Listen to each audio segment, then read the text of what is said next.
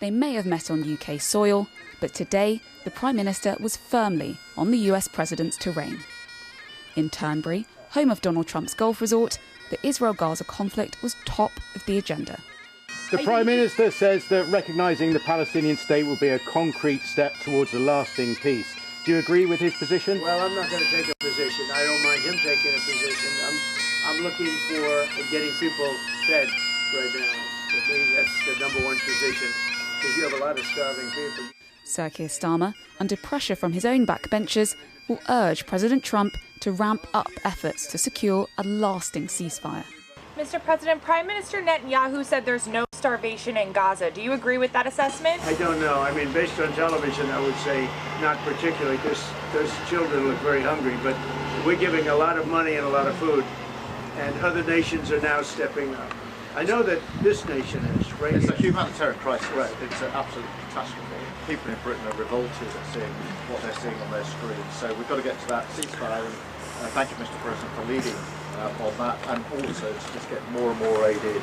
And the US President gave his insights on small boat crossings on the English Channel. I've heard that you've taken a much stronger stance on Yeah, we've done a lot of work stopping them coming. We just signed an agreement to return them, and we've returned 35,000. I love this country. My mother was born in, as you know, my mother was born in Scotland, and it's an incredible place, a beautiful place. And if that be the case, I congratulate you. That's exactly, because, you know, Europe is a much different place than it was just 5 years ago, 10 years ago. And they've got to get their act together. If they don't, you're not going to have Europe anymore. The PM has spoken warmly of his relationship with the President, but whether it will be enough to shift the US position on issues like the Middle East remains unclear.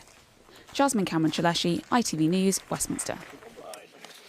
Well, our correspondent Ben Chapman is at Trump's golf course in Aberdeenshire, where the President and the Prime Minister will be at later. And Ben, it looked like Keir Starmer was a guest in his own country being hosted by the President.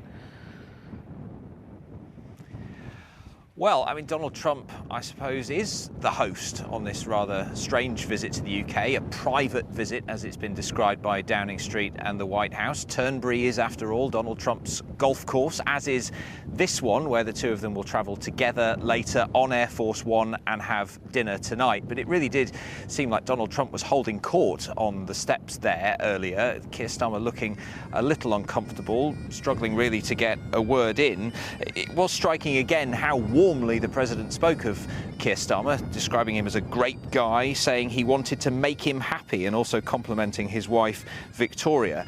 And the Prime Minister really does have an opportunity today to bend the ear of the President. They are spending several hours together, not just at that meeting at Turnberry, but also on the plane, and then again here over dinner tonight. And of all the many issues discussed at that little press conference, you suspect the most urgent one for Keir Starmer will be Gaza, describing it there as a humanitarian crisis, a desperate situation. Donald Trump saying that the two of them would be discussing it at their meeting at Turnberry, along with Ukraine, along with trade, before the two of them arrive here a little bit later on this afternoon.